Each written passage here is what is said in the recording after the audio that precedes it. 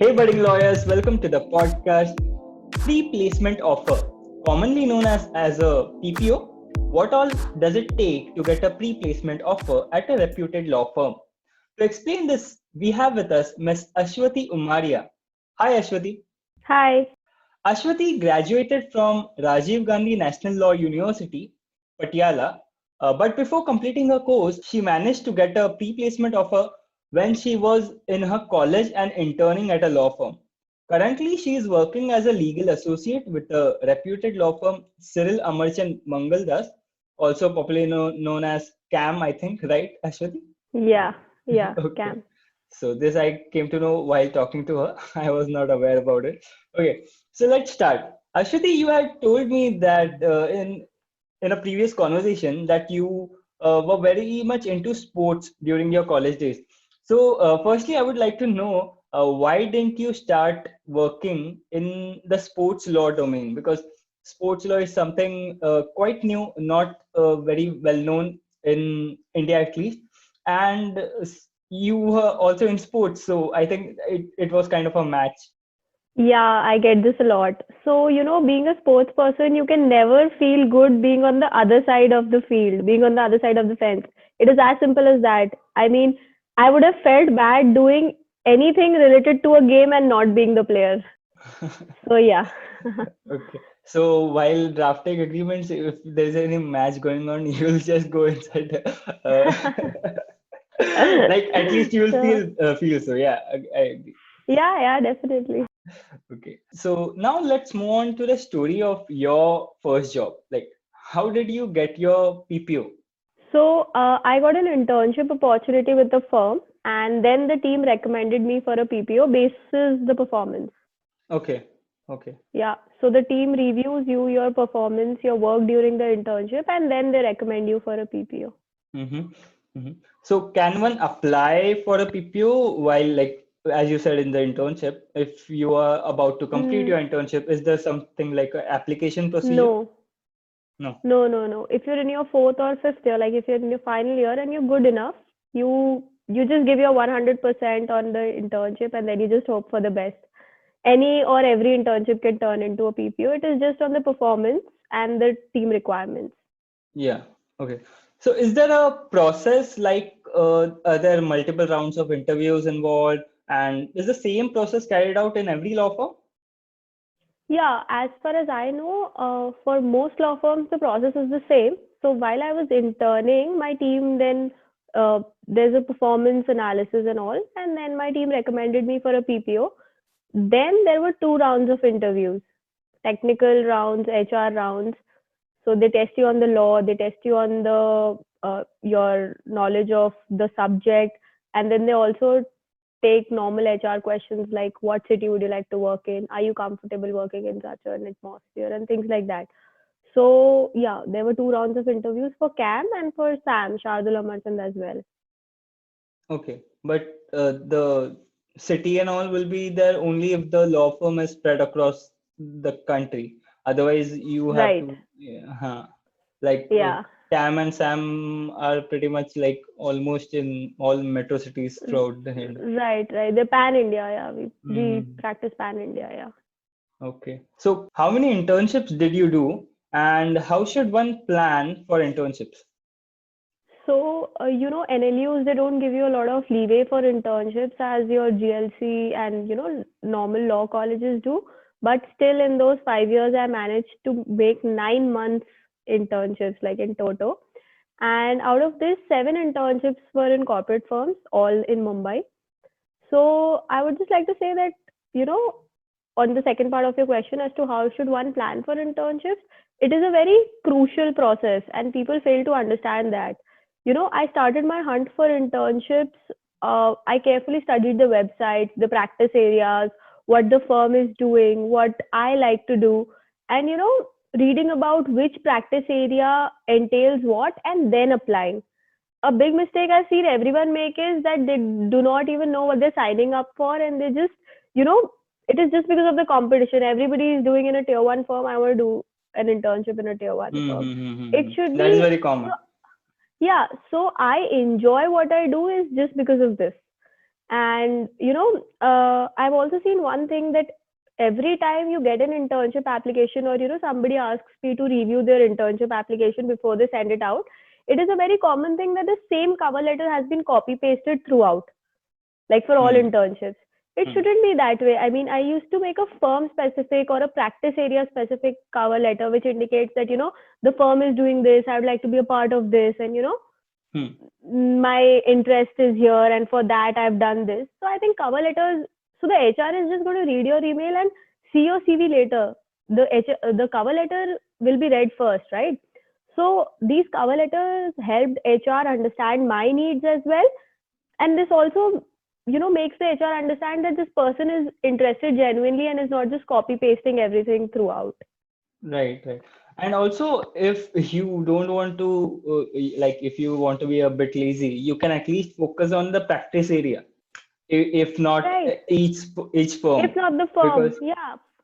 Yeah, you're right. I mean, when you express to the HR that, I've also seen things happen to my colleagues. Like, we were all interning at SAM, and then people got allotted practice areas, just like that. I mean, the HR decided this team needs X people, this team needs Y people, and then they were not happy. So, what is the point of doing such an internship when you're in a practice area which you do not even like?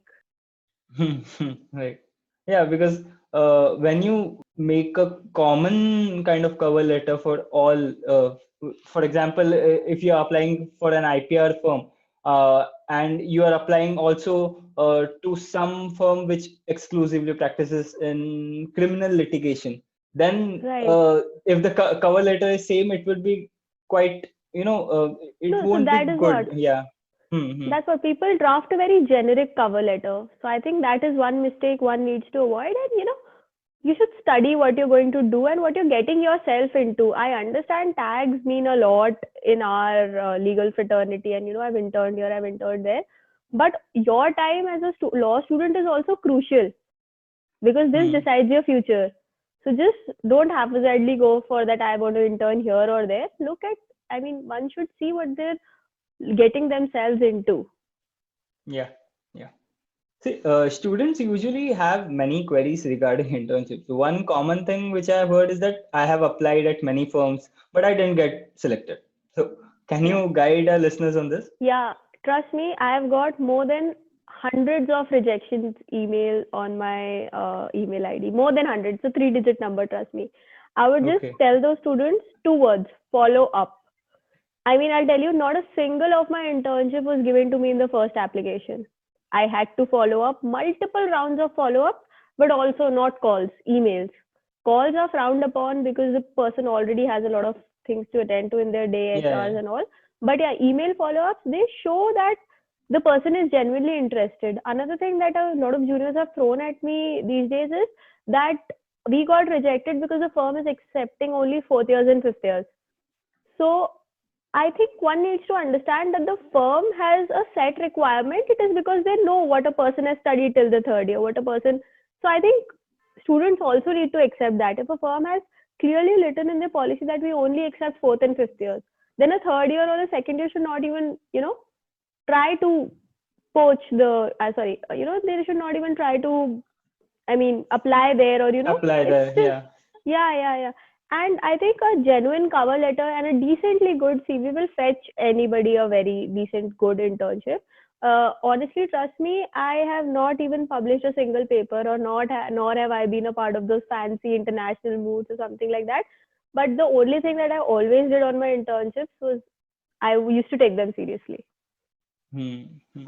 And this one important thing as you you pointed out was follow up. Like, I remember one of my boss used to tell me every time that if following up was a industry in itself, it would have been the biggest industry in the world.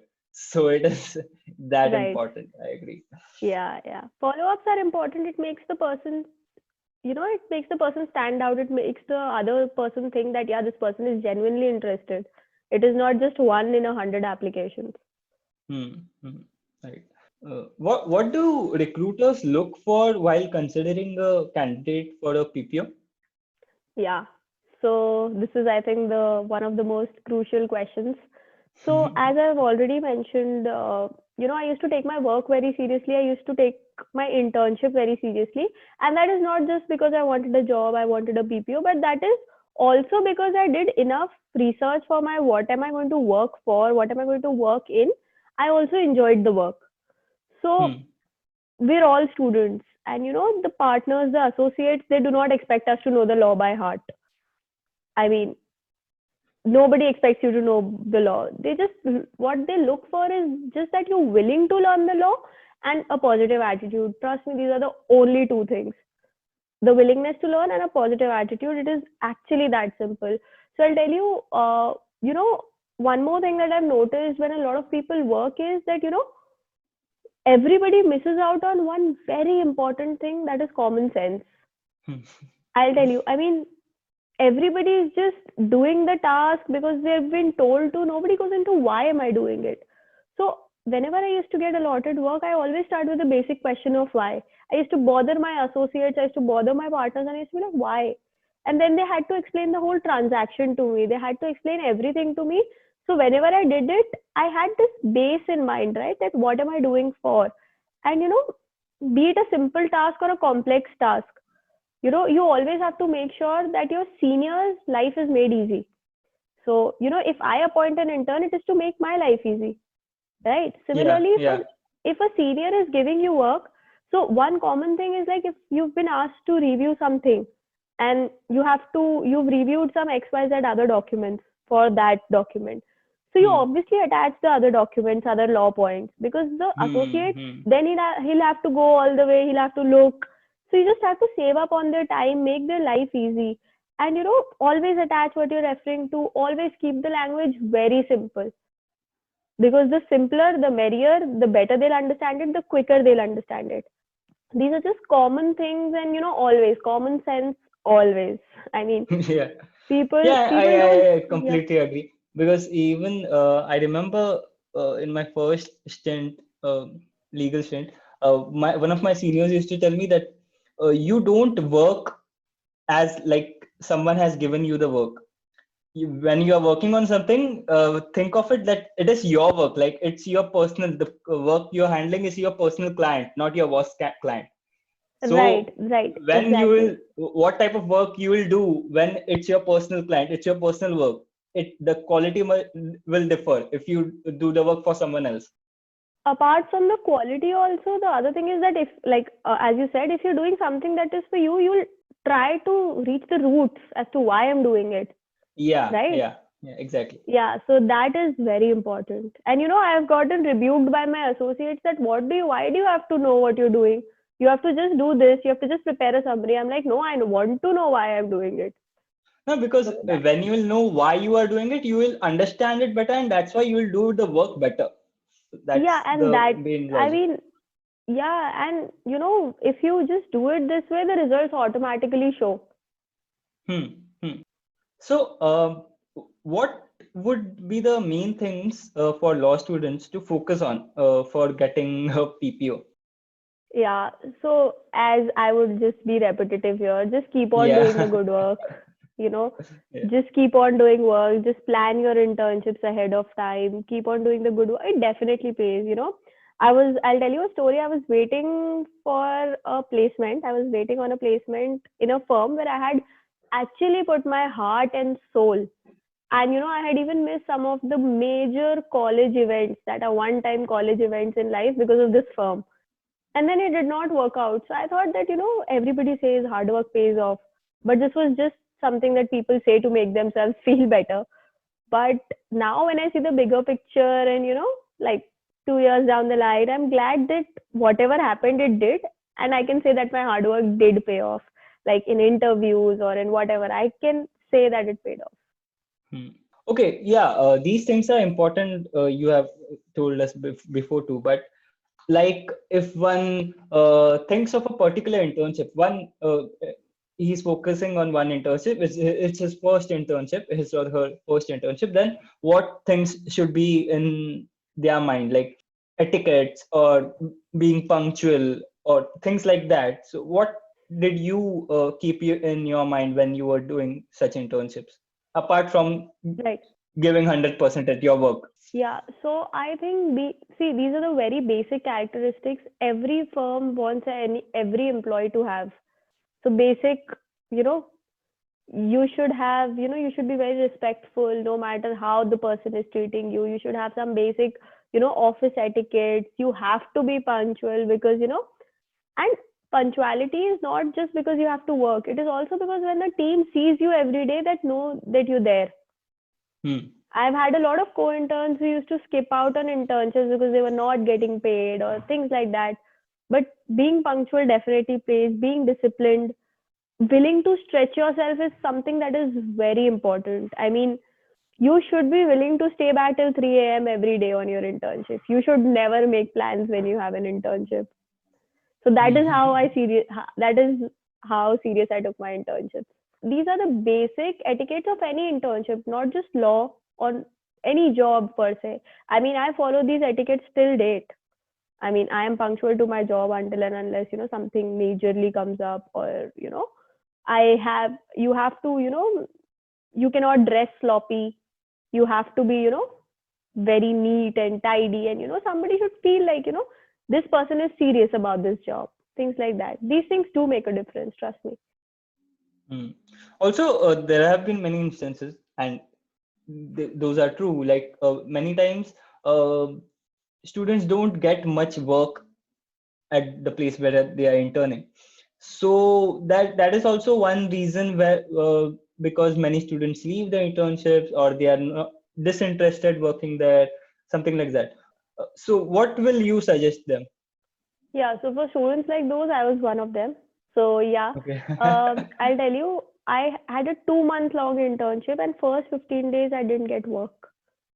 And like after 2 weeks, the next Monday, the work that I got was going to the client's office and typing like what, 30, 40 pages in one day, just typing. Somebody's dictating, you're typing. And then eventually the partner saw me. She saw that, yeah, she's typing, but she's also pointing out certain other things that, this is type, but, I think this should be this or things like that.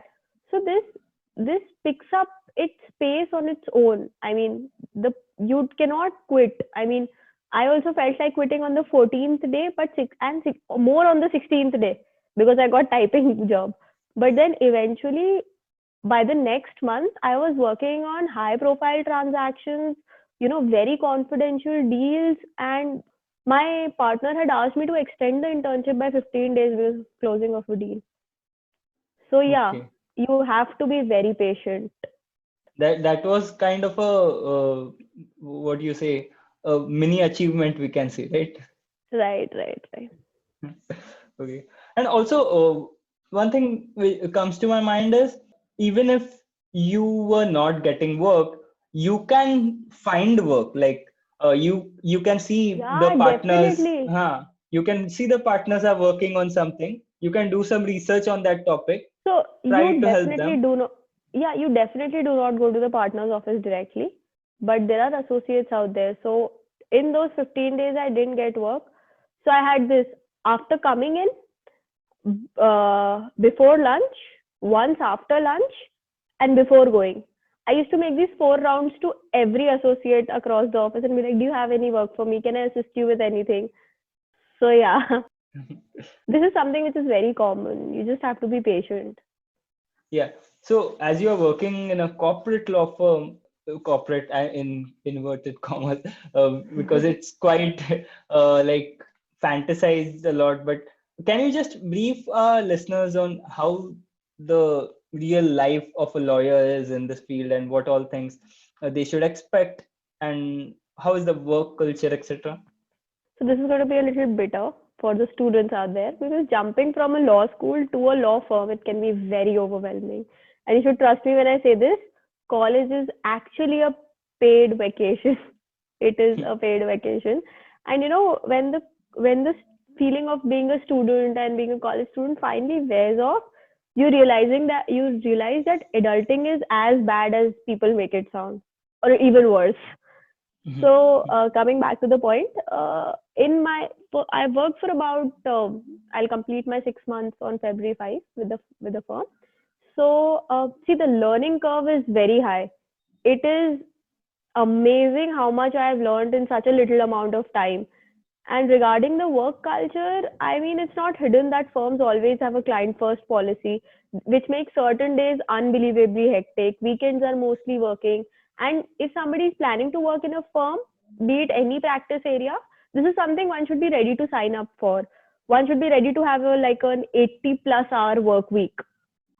But the compensation in law firms justifies the hours. Don't you think so? Yeah, that's Yeah, it's a there. very fancy. Yeah. And the main challenge that we face as lawyers in a law firm is to maintain a healthy lifestyle, which I try my best to. I make sure that I remove some time in my day for exercise and avoid Netflix, etc., screen time when I'm not working. And good music always helps. So yeah, basically you learn a lot, you grow a lot, I deal with such high profile clients, I deal with such senior executives of the companies, and it's a very good feeling that finally, for me as a capital markets lawyer, finally when I see that document on the BSc website which I have worked on, all of this pays off, trust me. So we can say that what we all hear about corporate lawyers and the field is also true, but there are also other things which are not heard of. Right. So this is very personal, right? Somebody might not feel very good with that BSc document, but I do. So I think, yeah, Yeah. silver lining. Right. Okay, one important point, can you just explain to our listeners, like how should they draft their CVs, like in brief, if they are applying Yeah, for so such internships? I get this question a lot, even from my college juniors. So one common mistake that I've seen people making is that they draft a 7 page, 10 page CV. They're going to put every minute thing. The Hmm. HR or the partner, nobody's going to have that much time to look at your CV. They're going to spend.